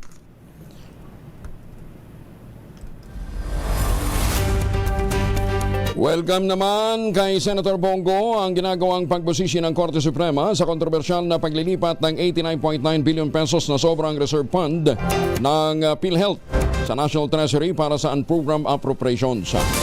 Tulad ng Korte Suprema, gusto rin ni Senator Bongo na maliwanagan kung bakit bilyon-bilyong piso ang sobrang pondo ng ahensya, gayong maraming pasyente naghihingalo, namamatay, walang pambayad sa ospital. Kinakailangan pang lumuhod kuminsan kay mayor, kay governor, kay congressman para lamang may pambayad sa ospital. Muling iginiitimis ng malasakit ang pondo ng PhilHealth ay dapat gamitin sa mga programang pangkalusugan ng mga mahihirap na miyembro nito. Salamat po sa Supreme Court dahil pinagdidebatihan ngayon ang ginawang transfer ng PhilHealth funds sa pabalik sa National Treasury. Yan naman po ang tanong natin sa PhilHealth sa mga nakaraang hearings sa Committee on Health. Ang dami nyo pong obligasyon na nakabinbin, ang dami pang utang at higit sa lahat, ang daming pasyente naghihingalo, namamatay, ni walang pambayad sa ospital. Takot pong magpa-ospital dahil wala pong pambayad. Tapos bilyong-bilyong piso ang sobra ninyong pondo. Nawalis tuloy ng National Treasury para gamitin sa ibang proyekto na hindi naman pang health. Ulitin ko po, ang pera ng PhilHealth ay dapat gamitin sa health. Ang PhilHealth po ay hindi negosyo. Ang PhilHealth po ay medical insurance na dapat meron tayong masasandalan tuwing tayo ay nagkakasakit. Ulitin ko, ang PhilHealth po ay para sa health. Ipinahayag naman ng Independent Senatorial Candidate at dating State Auditor na si Heidi Mendoza na brigado si Vice President Sara Duterte na pangalanan ang kanyang mga confidential informant kapag hiningi ng Kongreso at ng Commission on Audit. Ayon kay Mendoza, ang mga alituntunin sa paggamit ng confidential fund ay nag-aata sa pinuno ng isang ahensya na magpatupad ng mga panloob na kontrol upang matiyak na tama ang paggamit ng pondo ng gobyerno. Ibig sabihin, dapat alam ng Pangalawang Pangulo kung sino ang nasa payroll ng kanyang tanggapan bilang mga confidential agent. Ang parehong hanay ng mga patakaran ay nag-aatas din sa pinuno ng mga ahensya na ipresentang listahan kung hihilingin ito ng COA o kaya ng Kongreso. Binigyan din ni Mendoza na hindi maaaring tanggihan ng OBP ang mababang kapulungan kung nais nitong suriin ang pangalan sa journal dahil may kapangyarihan na itong magsagawa ng oversight sa pambansang budget. Pinabulaan ng din ni Mendoza ang alegasyon na minadali ang mga natuklasan ng COA at isinasa ilalim ang OBP sa trial by publicity. Magandang umaga, Pilipinas! Ay, pero naghahanap po kayo ng magandang investment opportunity ha. Nandito pa rin ho yung alok ho sa atin ng Westchester Realty dyan po sa Central Luzon. Ang pinakamura ng ready for occupancy projects ngayon sa buong housing industry. With easiest term, 5% lamang ang down. Pwede pang gives. At ano pang iniintay po ninyo, ito pa rin ang pangarap na magkaroon ng sariling bahay sa presyong abot kaya. Ang tinutukoy po nating proyekto ng Westchester Realty, ang Sibera Mabalacat, Sibera Bacolor, Samira at saka Sibera Prestige. Nasa loob po ng township yung iba't ibang mga amenities, eskwelahan, simbahan, palengke, grocery stores, pati ho yung munisipyo. Nandun ho sa loob ng township. At ito po ay napakalapit lamang sa Clark International Airport at Clark Economic Zone. Ito pa rin ang pangarap na magkaroon ng sariling bahay sa presyong abot kaya. Tawag na ho sa 0996-501-5555 o sa 0947-434-5555. Ayan ha. Sabi nga ni Malu Cabral, pagka ganitong mga panahon, hindi sila ninenervyos yung anak niyang nakatira doon sa isa sa mga proyekto ng Westchester Realty dyan sa Central Luzon dahil hindi po ito binabaha. Magandang umaga, Pilipinas! Magandang umaga po sa mga Pilipino dyan sa US, sa Estados Unidos, lalong-lalo na kay Evan lang dyan sa Las Vegas. At syempre doon sa ating mga suking midnight singer ng San Diego, California. Si Sir Art, si Ma'am Linda, si Boss Manny, tsaka si Tita Cora, and then si June Yambao, at saka si Tita Lloyd. Magandang umaga, Pilipinas! Ay kay Mayor Sene Mendoza dyan sa Talisay, Batangas. Magandang umaga din po sa inyo. Magandang umaga, Pilipinas! 2 minuto na makalipas ang alas 5 ng umaga. This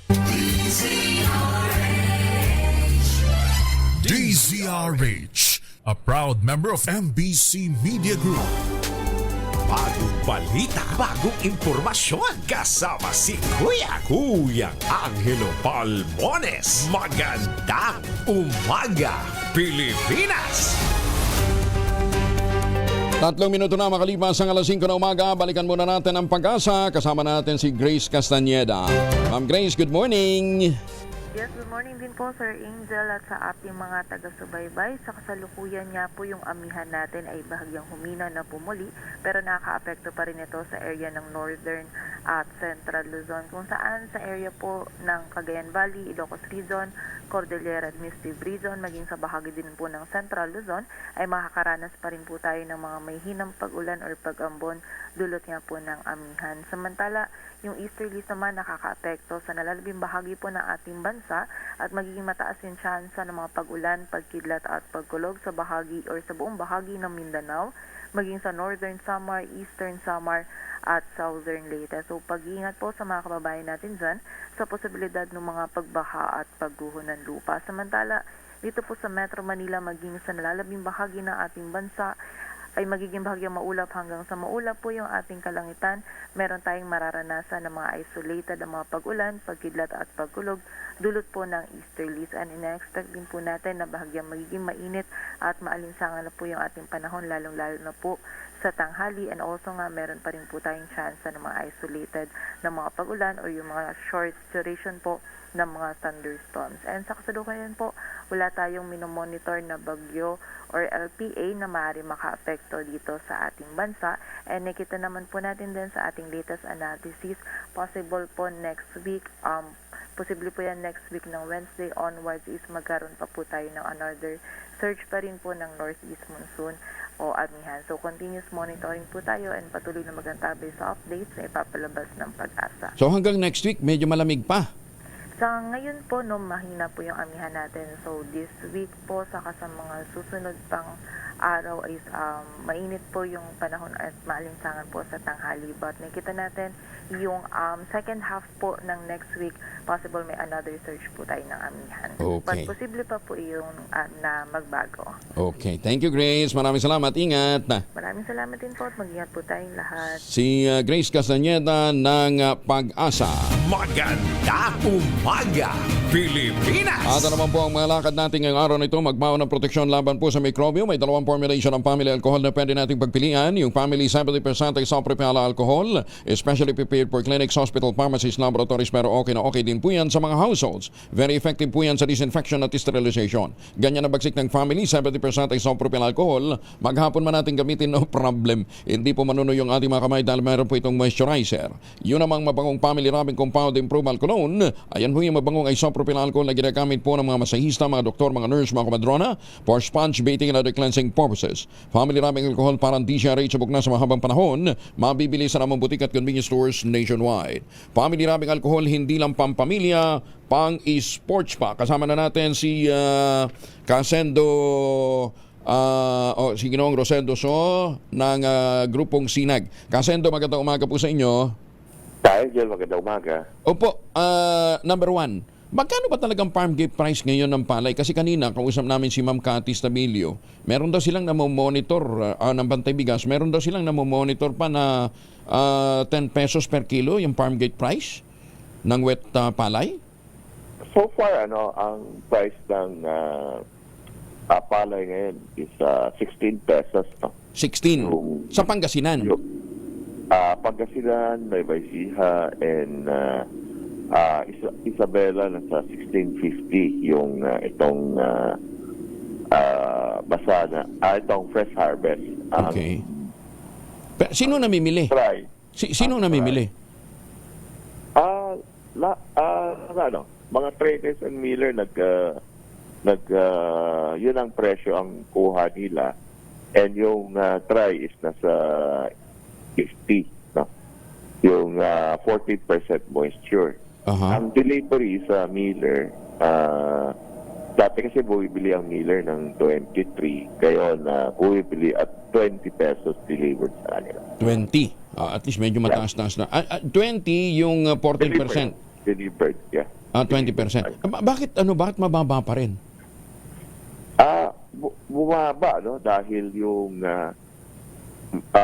world market, yung international price ng palay. Dati yung presyo ng yung 5% broken, no? Umabot ng 600, di ba? And yung regular itong well-milled rice na imported at 560 dati. Ngayon yung 5% broken umabot ng range, ito yung range ng 5% broken, $399 to $420 per metric tons. Almost $200 per metric tons ng binaba ng sa ano yan? Saan yan? Sa Vietnam? Vietnam, ang Thailand, ganon din, bumaba rin. No? Nasa $400 per metric ton. So, malaki ang binaba talaga ng international price. Naku, di lalong mag-hold mag-hold yung mga nakabili ng mas mataas na presyo ng imported.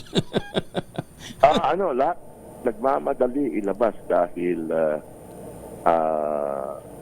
kailangan kasi yung mga darating lalong bumaba na So ang bentahan, ang monitoring namin na delivery ay 5% broken ngayon is nasa delivered to Metro Manila nasa 39 pesos na lang. No? Ibig sabihin yung dating nagdi-deliver ng 46 pesos. Nagbawas ng 7 pesos halos. Oo. Yung international price 11.50 ang binaba na peso ito per kilo. Wow. Yeah. Naku, di lalong babagsak yung lokal na... Kaya dapat talaga pumasok ang NFA para mamili doon sa presyong sinasabi nila. Yes, oo. Oo. O kundi, mga LGU tumulong, yung mga lokal na pamahalaan, sila na mag-provide ng, ng truck para panghakot. Di ba? Oo. And ang tingin kasi natin, yung delivery ng yung delivery ng local rice natin sa merkado. Ang presyo ng delivery is 35 pesos na lang ang delivery ng miller or traders sa mga outlet ng bigas. No? Ibig sabihin, kung plus 6 yan ng mga nasa 41 pesos na lang ang retail price niya. Sige, di-monitor natin to. Magandang development dahil bababa. Baka nga dumating yung punto na umabot pa ito ng at least mga 25, 27 pesos per kilo. O malapit-lapit na sa 20 yun. Bakit hindi naman gano'n? Hindi naman gano'n. Sa Vietnam nangyari ngayon. Grabe yung farm gate price ng Vietnam. Umabot ng 12 pesos. Yung dating farm gate price sa Vietnam na 18 pesos per kilo. Yung farm gate. Ngayon, ang farm gate doon, 12 per kilo. Ikaw naman, kukumpara mo naman doon, subsidize naman yung kanilang mga pagtatanim doon. Diba? Hindi na subsidy. Yung mga farmers ng Vietnam, umiiyak rin kasi from almost 18 pesos per kilo, 12. No? Sino namimili? Sino namimili doon sa kanila? Middleman din? Yeah, yung mga middleman. So dahil yung international price bumagsak. So bumagsak, grabe yung binagsak ng Vietnam. Mas patindi yung bagsak ng presyo doon kaysa rin natin. Sige. Tawag kami ulit next week, ha? Minomonitor lang natin itong mga presyuhan na ito. Ay, teka muna. Stable. Paano naman ang presyuhan ng karning baboy? Nagkaroon kami ng meeting with Department of Agriculture.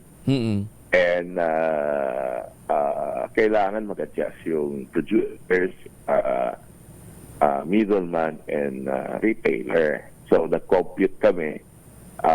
Ang tinitingnan kasi ng DA kung pwede yung MSRP ng liempo bumaba sa 380 pesos. No? Yung Kasim naman nasa 360 kasi sa Metro Manila umabot ng 450 yung liempo.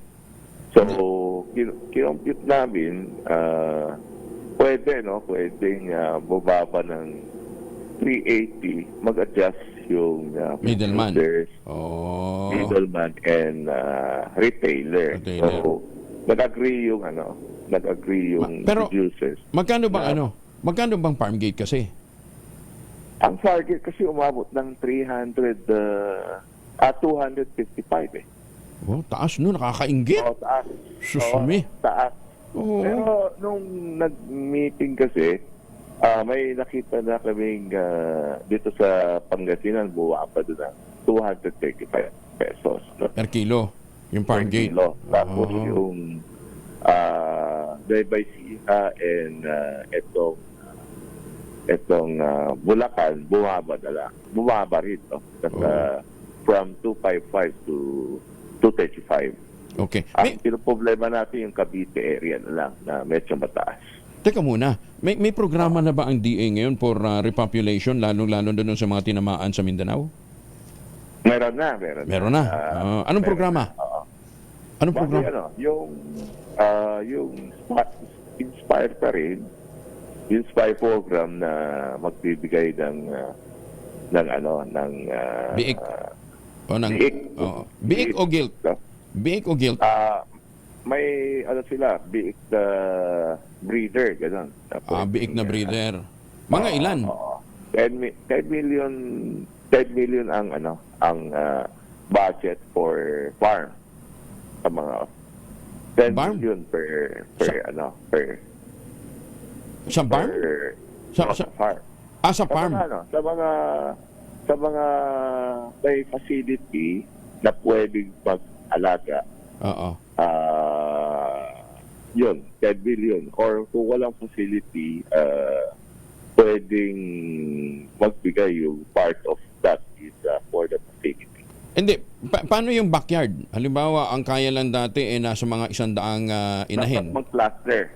Mag-cluster. Kasi yung yung nakita natin yung biosecurity kailangan. Ayun nga din Oo, teka muna, sino bang magse-certify na pwede ka nang mag-repopulate? Ang DA pa rin. BAI, Bureau of Animal Industry. Sige.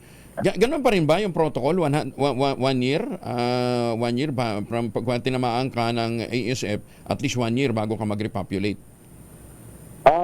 Hindi Bali kasi ang inaano ng DA is, di ba, yung nagro-roll out sila ng yung vaccine. So, pwedeng kasabay na yung vaccine dun sa dispersal. So, yung vaccine yung vaccinate na yung biik. Oo.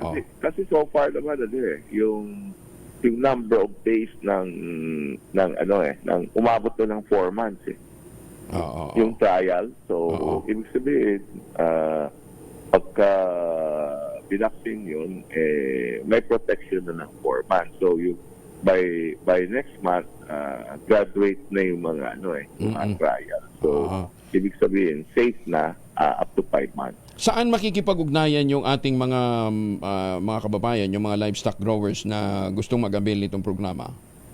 Sa DA? Sa LGU pwede, kasi yung LGU kokontakin yung DA or DA pwede naman. Baka pagkatapos na lang ng eleksyon, baka gamitin pa sa politika ng mga LGU. Pwede naman directly sa mga sa DA na lang Department of Agriculture. Oo, total may mga provincial offices naman ng DA. Yes. Doon na lang. Oo. Sige, gawin namin yan, Kasendo. Thank you, ha. Maraming salamat po. Thank you, Ka-Angel. Magandang umaga. Si Ginoong Rosendo So ng Grupong Sinag. Ulitin ho natin sa mga magbababoy, lalong-lalo na sa mga probinsya, makipag-ugnayan po kayo sa Provincial Veterinarian Office. Provincial Vet ho ninyo sa Provincial Agricultural Office kung gusto ho ninyong mag-repopulate na. Maganda umaga, Pilipinas! Ay, naku, tulungan po natin ang ating mga magsasaka katulad ho na lamang nitong ginawa po ni Dr. Helen Tan para po yung mga planting material ng kakao galing Davao mahakot papunta po sa ilalim po ng mga nyugan dyan po sa lalawigan ng Quezon. Kaya ngayon ho, hindi na sila masyadong umaasa sa sa nyug at saka sa iba pang mga agricultural products kasi nagpo-produce sila ng dekalidad na cacao beans. Ayan, pinaprocess po para maging tangerine chocolate. Kaya yan tangerine brand ng mga magsasaka ng mga magniniyog dyan po sa lalawigan ng Quezon. Sa tulong nga po ni Dr. Helen Tan, yung po mga planting material ng kakao na yan, hinakot galing Davao, kaya ngayon maraming nyugan dyan po sa Quezon ang meron na ring taniman ho ng kakao. Available po ang tangerine chocolate sa 0919-095-5935. Yung mahigit 10 variants po ng tangerine chocolate, i-check po ninyo sa tangerinechocolate.ph. Sabi nga po ni Dr. Helen Tan, sino bang magmamalasakit sa Pilipino kundi ang kapwa Pilipino? Kaya sa bawat tangkilik po natin ng tangerine chocolate, pinalalakas natin ang ating ekonomiya, pinalalakas natin ang loob ng ating mga magsasaka. Bagong balita, bagong impormasyon, kasama si Kuyang Angelo Palmones. Magandang umaga, Pilipinas! Bukas po ay March 1. Pagsasimula ho naman ng Women's Month celebration. At ngayong Pebrero ay Cancer Awareness Month. Ayan, para lang nagkaliwanagan tayo. Pero alam ba ninyo na niong Pebrero 1946, to be specific, February 23, nasentensyahan ng kamatayan sa pamamagitan ng pagbigti si General Tomoyuki Yamashita diyan po sa Los Baños, Laguna. Di ba? Laging controversial yung Yamashita Gold. Ayan, ha? Alam ba ninyong siya ho binigti dito po sa Los Baños, Laguna noong February 23, 1946. Ito ay mula sa pagkakasangkot niya sa war crimes na nagawa ng mga tropang Hapon sa Maynila at iba't ibang bahagi ng Pilipinas noong World War II. Si General Tomoyuki Yamashita, ang highest-ranking Japanese officer sa panahon ng pananakop ng Japan sa Pilipinas at siya rin ang nanguna sa hukbong militar ng Japan sa nangyaring gyera. Sa paglilitis ng military tribunal, hinatulan siya ng guilty sa ilalim ng command responsibility dahil sa umunoy pagkabigo ng general na makontrol ang kanyang mga tropa sa ginawa nitong mass killing, panggagahasa at distraction. Iginita man ni Yamashita na wala siyang kaalam-alam sa mga nangyari at wala rin siyang kontrol sa hanay dahil sa matinding kaguluhan na nangyari at pagkawala ng komunikasyon sa mga ito. Naging kontrobersyal ang hatol na kamatayan kay Yamashita dahil ayon sa mga kritiko, hindi makatarungang pinarusahan siya sa krimeng ginawa ng kanyang mga kasamahan at nang hindi sa kanyang sariling aksyon. Kaya lang po, ang tawag nga dyan ay command responsibility. Kaya, doon ho sa mga nanunungkulan ngayon na ayaw akuin ang kanilang pananagutan sa atraso ng kanilang mga nasasakupan, tawag ho dyan, nobles. Magandang umaga, Pilipinas! 521. Magandang umaga, Pilipinas! 5:28 ang oras sa buong kapuluan. Oras na para tayo po ay mag-ultabayo. Ano nga ba itong ultabayo? Ultabayo po ay postbiotic with Lactococcus lactis strain plasma. Galing po ito sa masusing pag-aaral, clinical trial dyan po sa Japan. Mahabang clinical trial, hindi po kwentong kutsero at saka mga testimonial, ha? Clinical trial. Pero sabi nga po na madalabhasa, mas maganda, 2 kapsula, 1 oras bago matulog.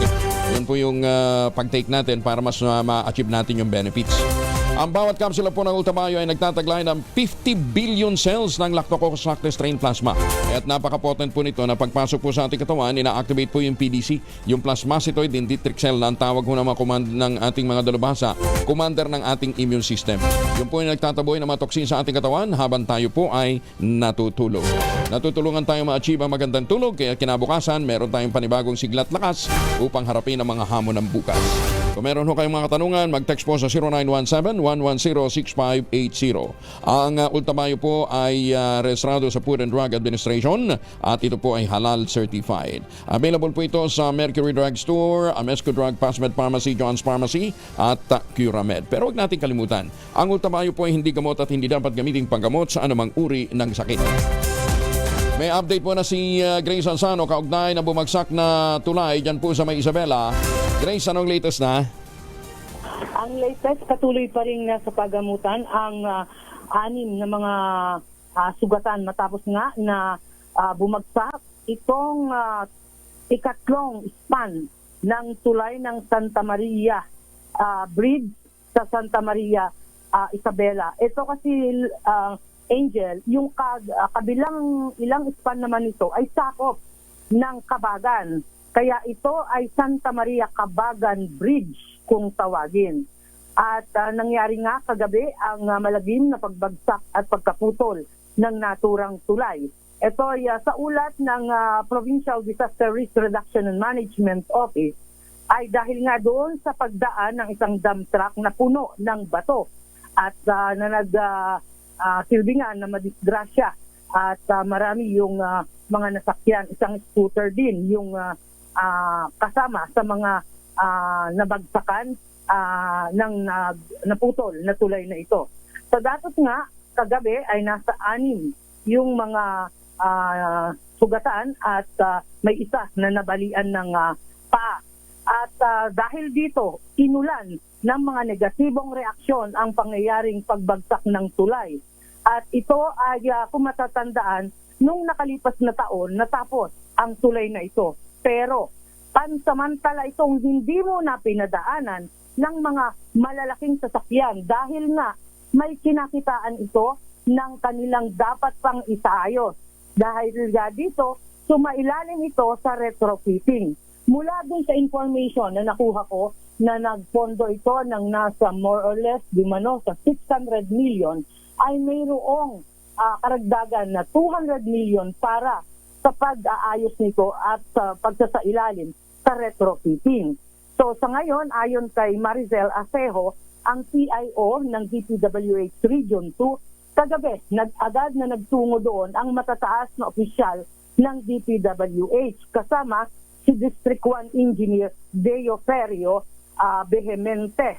Ito sila, kasama nga ang mga from regional office, ay nagsagawa ng inspection at investigation. Bagamat matipid pa sa pagbibigay nga ng ilang detalye hinggil sa naturang proyekto, ang naturang tanggapan ni Maricel Acejo, ang PIO ng DPWH. Pero nangako ito na ngayong umaga, ngayong araw, kapag sasagawa ng inspection, ay magpapalabas na sila ng kanilang official statement. So yan, Grace, yes. Yung driver ng truck nahugot na? Yes. Okay na. Ito ay dinala sa pagamutan pero medyo kailangan talagang bantayan. So magpa-follow up tayo ulit para nga sa karagdagang mga development hinggil sa insidenteng ito. Yan muna. Sir Angel, ang ating update. Ito, si RH25, Grace Vera Sanzano. Una sa Pilipinas, una sa Pilipino. Maraming salamat, Grace. Samantala, 8 bagong opisyal ng DOTR na itinalaga sa pwesto na numpana. Detalye ng balita mula kay Bal Gonzales, RH by Bal. Kuya Angel, pinangunahan ni Transportation Secretary Vince Dizon ang oath-taking ng mga newly appointed officials sa Department of Transportation. Kabilang sa mga nanumpana sa tungkulin sa gobyerno ay kinabibilangan ni na Attorney Giovanni Lopez, Undersecretary for Administration, Finance and Procurement, Attorney Mark Steven Pastor, Undersecretary for Road Transport and Infrastructure, Jim C. Jonko, USEC for Aviation and Airports, Ramon Reyes, USEC for Transport and Non-Infrastructure, Jesdado Reyes, Assistant Secretary for Road Transport and Non-Infrastructure, Teodorico Jose Delfin, USEC for Planning and Project Development, Raul Del Rosario, Acting Director General at acting member ng Board of Directors ng Civil Aviation Authority of the Philippines, at Villamor Ventura Plan, Assistant Secretary for Maritime. Ang pagtatalaga sa 8 mga opisyal ay kasunod ng direktiba ng kalihim na courtesy resignation sa lahat ng matataas na opisyal ng ahensya. Inaprobahan ni Pangulong Ferdinand Bongbong Marcos Jr. ang appointment ng mga ito nitong February 26 at 27. Una ng binuo ni Dizon ang flagship management o flagship Project Management Office, isang anti-backlog division na naglalayong mas mapabilis pa ang mga malalaking proyekto ng gobyerno na magpapabuti sa kalagayan ng mga commuter sa ating bansa. Ako si Gonzales, DZRH, una sa Pilipinas, una sa Pilipino. Maraming salamat, Bal. Samantala, standby na ho yung ating mga suki dyan po sa Caloocan. Alamin na natin ang location ng DZRH Bagong Taon, Bagong Lakas, roaming team. Nag-iikot na sa barangay 716, Bagong Silang, North Caloocan, si Sherwin Alparo. Lakasan nyo na inyong mga radyo, telebisyon. Maganda umaga, Pilipinas! Nangako naman si Senator Amy Marcos na isusulong niya ang Mango Export Act upang maipakilala ang lokal na industriya sa international market at mapalakas ang kabuhayan ng mango farmers sa bansa. Sa kanyang pakipagdialogo sa mga magsasaka ng mangga sa Zambales, pinakinggan ni Senator Amy ang hinaing ng mga ito at tinilatag ay may solusyon upang masiguro ang pag-unlad ng industriya hindi lamang sa probinsya. Sinabi nito na nais niyang mapalawak ang mango farm, magtayo ng mga pasilidad para sa imbakan at pagpuproseso at magbigay ng suporta sa mga magsasaka upang makipagsabayan sa pandaigdigang merkado. Kailangan ninyang mapag-alaanan ng sapat na pondo ang pagpapalawak ng mga taniwan ng mangga upang makapagparami ng mga high-yielding variety. Tututukan din ng panukala ni Senator Amy ang iba't ibang salik na nagdudulot ng pagbaba ng ani ng mangga. Halimbawa yung climate change at ang kakulangan ng makabagong teknolohiya at mga kagamitan. Samantala, ibinida naman ni Senator Loren Legarda ang commitment sa pagsaserbisyo sa publiko ni Senator Pia Cayetano, partikular na ang pagtataguyod ng kalusugan, edukasyon at karapatan ng kababaihan. Itong pinahayag na Licarda sa isang pagtitipon sa San Jose de Benavista Antique. Kasama ang mga lider ng kabataan, mga antique weavers at mga lokal na mga opisyal at mga organisasyon ng kababaihan. Naniniwala si Senator Licarda na dapat lamang muling mahalal sa Senado si Senator Pia Cayetano dahil sa ito'y dedicated at kita naman ang kahusayan nito sa pamumuno na anya'y perpektong halimbawa ng liderato sa pamahalaan. Ikinatuwa naman siyempre ni Senator Pia Cayetano ang suporta sa kanya ni Senator Loren na anya'y kasama niya sa pagtataguyod ng kapakanan ng taong bayan at kababaihan. Koordinasyon ng mga ahensya ng gobyerno dapat paigtingin kontra Pogo ayon kay Senate President Chis Escudero. Detalye ng balita mula kay Raymond De Paz, RS28. Raymond, good morning. Hinimok ni Senate President Francis Chis Escudero ang iba't ibang ahensya ng gobyerno na paigtingin pa ang kanilang koordinasyon sa kampanya laban sa operasyon ng Philippine Offshore Gaming Operators o POGO sa bansa. Ito ay kasunod ng mga operations na nagresulta sa pagkabuking ng mga underground POGO operations matapos ipagbawal simula pa noong December 31, 2024. Ayon kay Escudero, mukhang may problema sa koordinasyon sa pagitan ng Bureau of Immigration, Presidential Anti-Organized Crime Commission, Philippine National Police, National Bureau of Investigation at Philippine Amusement and Gaming Corporation o PAGCOR. Lumalabas na wala silang koordinasyon sa kanilang mga operasyon.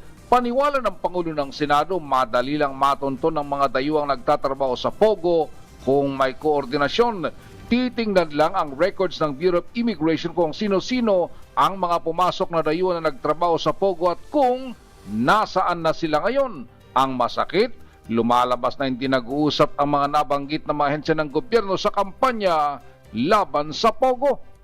Narito si Senate President Chis Escudero. Ang problema sa kanila, tila galit-galitan yata sila at hindi sila nag-coordinate at nag-uusap. Napakadali namang kunin yung bilang at dami at nasaan sila. Dahil kailangan nilang i-renew yung kanilang karapatang manatili dito. Lalong-lalo na nagbigay na ng kautusan na dapat wala na silang karapatang manatili dito hanggang ngayon. Dahil hanggang December 31 na lamang yun.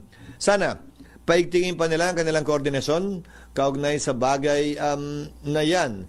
Para sa gayon ay hindi napapahiya ang pamahalaan kaugnay sa pananatili ng ilan pang remnants ng POGO dito sa ating bansa.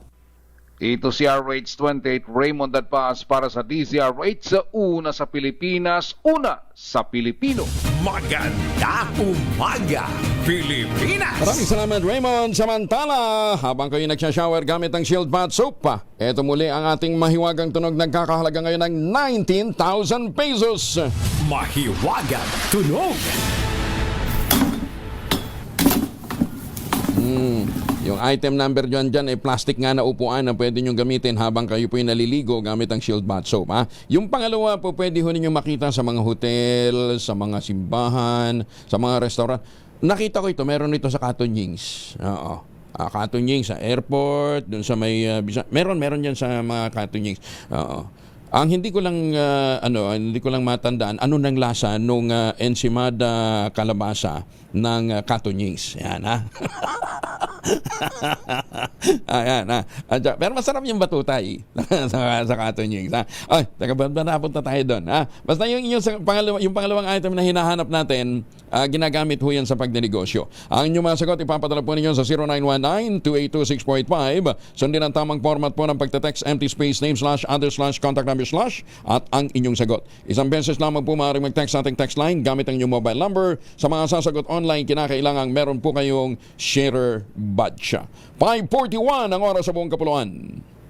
Balita, bagong impormasyon, kasama si Kuyang Angelo Palmones. Magandang umaga, Pilipinas!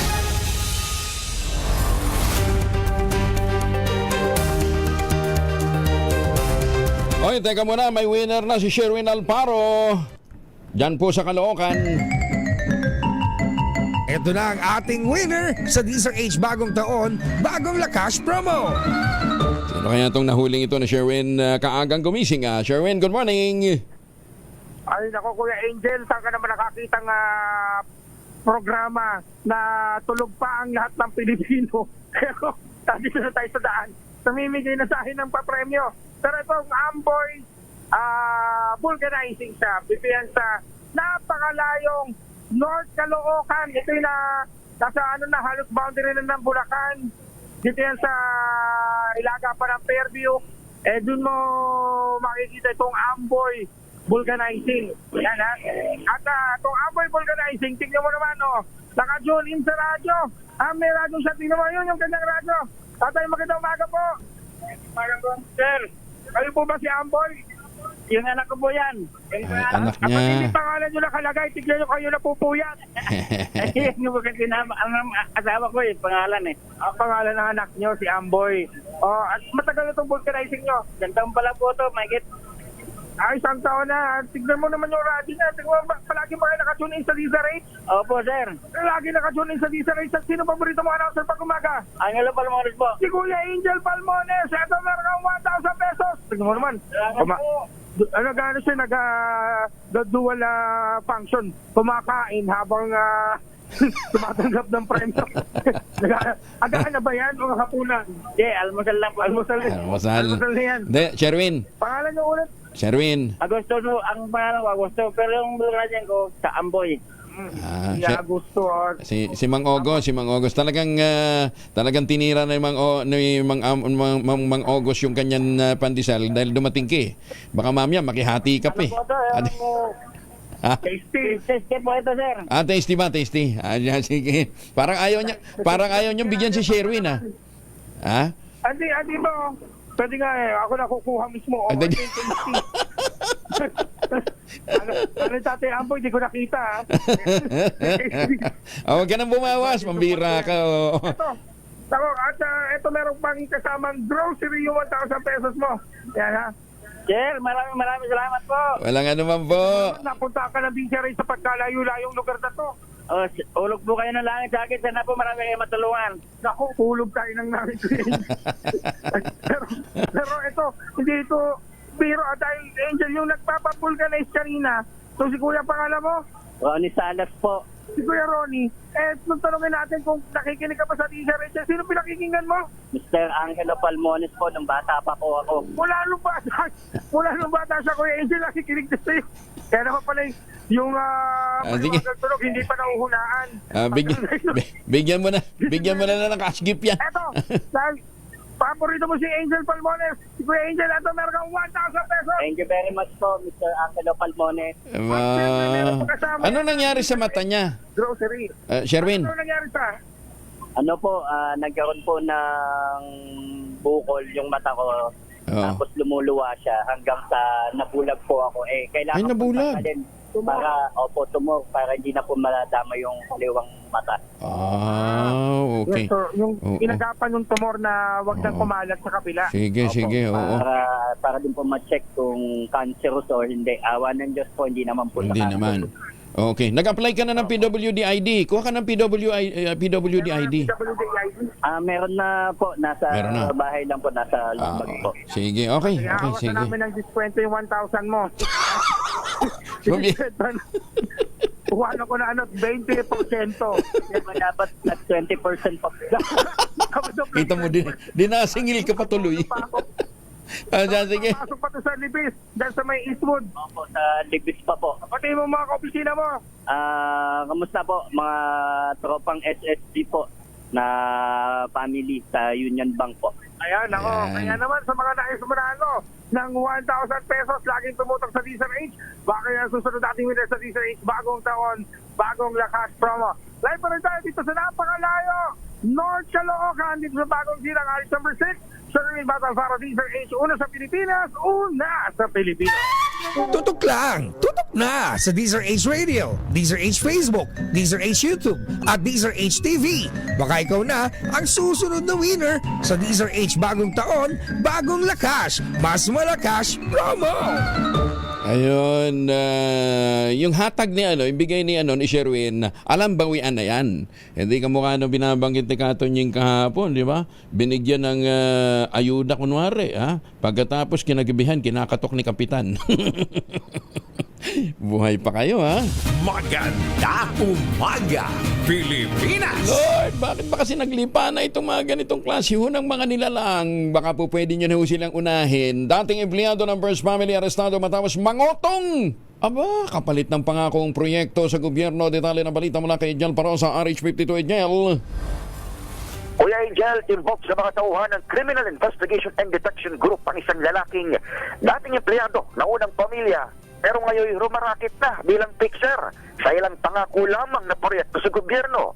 Arestado sa isang hotel sa Pasay City ang suspect na si Simeon Sander de la Cruz na ipinahuli umano ng mismong Office of the President sa pamamagitan ng Special Envoy for Transnational Crimes.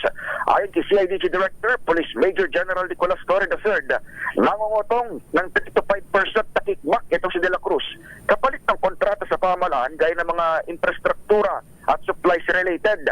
Gamit ang litrato kasamang First Family, napapaniwala umano nito ang kanyang mga nabibiktima sa pamamagitan ng pagpapakilala bilang undersecretary. 1 milyong piso na rin ang nakukuha ni De La Cruz sa mga biktimang pawang nasa pribadong sektor, sabi ni Torre. Bago sa kanya, naaresto rin ng CIDG ang isang gubernatorial candidate ng Guimaras, makara namang magpakilala bilang kaanak mismo ni First Lady Lisa Araneta Marcos. Ito sa Edniel Parrosa, nag-uulat para sa DZRH. Una sa Pilipinas, una sa Pilipino. Maraming salamat, Jel. Oy, baka kayo nandiyan sa may paligid ho ng Binangonan, Rizal, ha? Check ho ninyo yung St. Monique Ballet, the most prestigious project ngayon dyan sa Binangonan, Rizal. Kung kayo naghahanap ho ng affordable housing but luxurious living. Yan po yung St. Monique Ballet. Tingnan nyo yung townhouse model na Bianca. 2-story townhouse yan with balcony na may 2 hanggang 3 bedrooms. Pwede nyo ma-avail through Pag-ibig financing at less than 20,000 pesos a month. 30 years to pay. Aba, pagka nanalo ka ng mahiwagang tunog ngayon, pwede ka na mag-down ka agad. Ano? Tawag po sa 0917-719-7908 para po sa karagdagang detalye. St. Monique Ballet, the most prestigious project ngayon dyan sa Binangonan, Rizal. Ang sabi nga natin, luxurious living but affordable housing. Magandang umaga, Pilipinas! Mayor Senny Mendoza ng Talisay, Batangas, magandang umaga po sa inyo. At saka, maaga din gumigising si Secretary Dong Mendoza, yung ating PLLO, ha? Secretary Dong, pogi mo dyan sa picture mong yan, ha? Magandang umaga din sa mga taga-Oriental Mindoro. Binabati po kayo ni Joanna Valencia. Magandang umaga, Pilipinas! 5 minuto na lamang, ACS na umaga.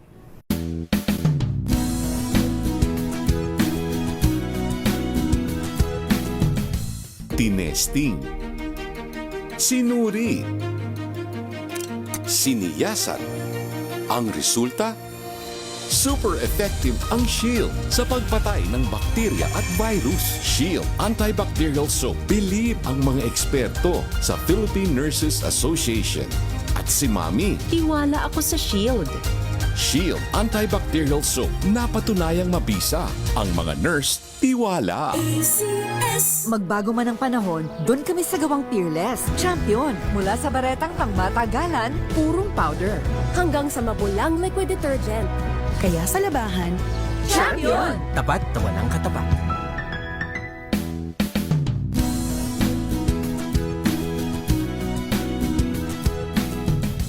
Magbago man ang panahon, doon kami sa gawang Peerless. Champion. Mula sa baretang pangmatagalan, purong powder. Hanggang sa mapulang liquid detergent. Kaya sa labahan, Champion! Tapat na walang katapat.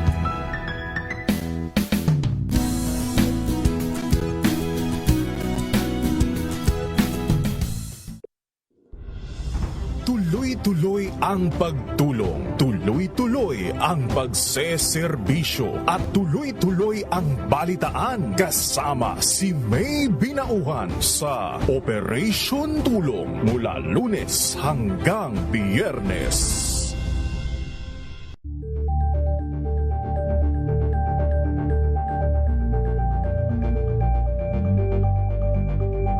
Umaga, Pilipinas! Magandang umaga sa mga taga Queensland, Australia.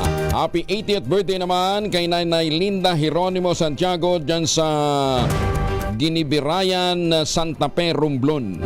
Binabati ka ni board member Bing Santiago. Paasay LGU dapat tularan ng kampanya kontra Pogo ay naman sa PAOK. Detalye na balita mula kay Giselle Ricaport, RH15. Giselle, good morning. Good morning, Kuyang Angel. Pinatutularan ng Presidential Anti-Organized Crime Commission ang seryosong kampanya ng Pasay City Government upang lubusan ng wakasan ang iligal na operasyon ng Philippine Gaming Offshore Operators. Ayon kay PAOK Executive Director Undersecretary Gilbert Cruz, katuwang ng komisyon ng lokal na pamahalaan sa panguna ni Mayor Emmy Calixto Rubiano sa paglansag ng isang malaking Pogo Hub sa 5 palapag ng isang gusali sa Pasay City nitong Miyerkules ng hapon, kung saan nasa 455 katao ang naaktuang nagsasagawa ng iba't ibang illicit operation. Ang mga nahuling dayuhan na batid na dating Pogo operations at nagpalit lamang ng estilo ng panluloko sa pamamagitan ng love scam, cryptocurrency at investment scam. Natuklasan din ng operating team na maliban sa pambibiktima ng mga dayuhan, marami na ring Pilipino ang kanilang nai-scam. Simula noong Hunyo 2024, umabot na sa 164 ang naipasarang Pogo operation sa lungsod ng Pasay. Nagbabala naman ang lokal na pamahalaan sa mga nag-ooperate pa ng palihim o yung guerrilla type kung tawagin na huwag na magtangka magpatuloy dahil hindi nila hahayaang babuyin at maghari-harian ang mga dayuhang Pogo operators sa lungsod. Ito si Giselle Ricaport para sa DZRH, una sa Pilipinas, una sa Pilipino. Maraming salamat, Giselle. Magandang umaga kay Ambassador Harry Amping.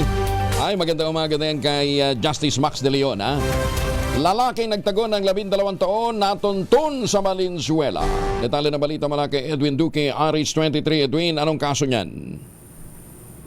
May butaga Kuya Angel matapos na magtago ng 13 taon sa batas. Aresto rin ang Valenzuela Police ang lalaking taxi driver na inireklamo ng pagnakaw noong 2012. Ayon dito kay Police Colonel Nexon Cayaban na hinanap ko ng kanyang mga tauhan ng suspect na si Ariel Pacayo, 47 years old. Mula naman sa dati nitong tirahan hanggang sa matuntun ito sa Rome Street sa Ciudad del Grande sa Liguran, Valenzuela. Nagugat ang pagkakaresto dito kay Pacayo matapos na matanggapan ng PNP ang inisyong warrant of arrest ni Judge Emma Matamo ng RTC Branch 269 sa Valenzuela na nilagdaan pa noong pang December 27, 2012. Sinabi ng opisyal na hindi sila tumitigil sa paghahanap ng mga wanted sa batas upang mapanagot sa kanilang mga kasalanan. RH23, Edwin Duque nagulat sa DZRH, una sa Pilipinas, una sa Pilipinas. Maraming salamat, Edwin. And with that, magpapaalam na tayo. Happy weekend. Magtanim na kawayan para sa kalikasan at kabuhayan. Ang ating quote of the day ngayong araw na ito ay mula po kay Sophocles, isa pong Greek tragedian. Ang sabi niya, if we always help one another, no one would need luck. Happy weekend! Let's enjoy the weekend. 2x2, susunod na po sa ilang saglit, alas 6 na umaga.